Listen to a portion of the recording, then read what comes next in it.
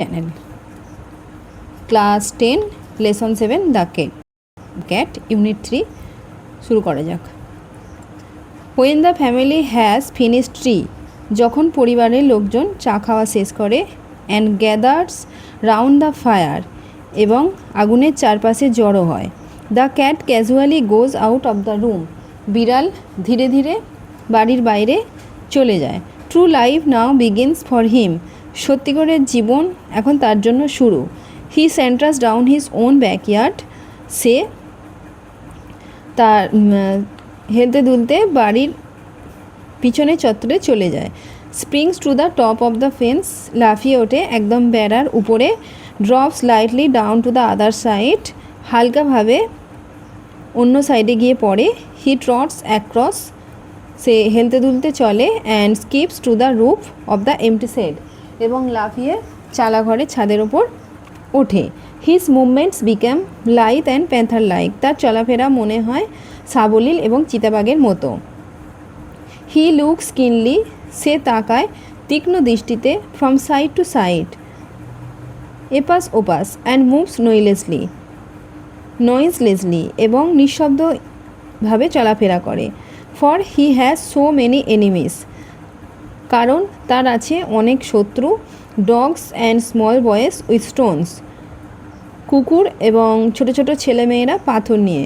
On top of the set the cat arches his back and rex his claws on top of the set, চালের উপর the cat arches his back, তার পিঠটাকে বাঁকায়, পিছন দিকটাকে বাঁকায়। And rex his clause, এবং তার আঁচড় দেয়। Once or টুইস, একবার অথবা দুবার।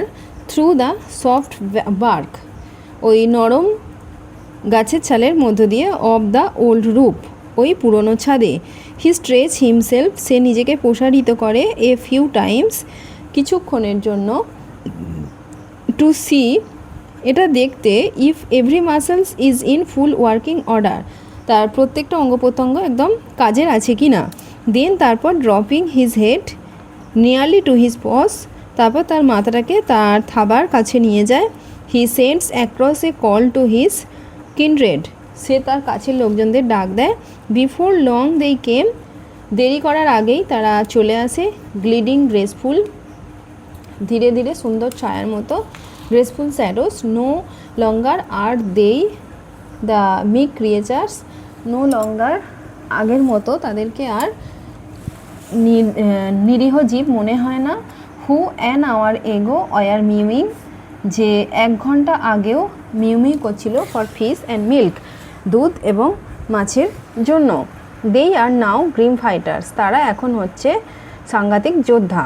Just think how much more he gets out of his life, একবার ভেবে দেখো সে জীবনকে কতটা উপভোগ করে। Than you do out of yours, তোমাদের থেকেও। And the sports they have too, এবং তারা খেলাধুলাও করে। As they get older they go in for sport to the suburban, as they, যখন তাদের বয়স বাড়ে। দে গো ইন, তারা পিছনের চত্বরটাকে খেলাধুলার জায়গা হিসেবে বেছে নেয়। দিস ব্যাকইয়ার্ডস দ্যাট আর ডাল টু আস, এই পিছনের চত্বর যেটা তোমাদের কাছে নিরস। আর টু দেম হান্টিং গ্রাউন্ডস, তাদের কাছে হচ্ছে শিকারের ক্ষেত্র।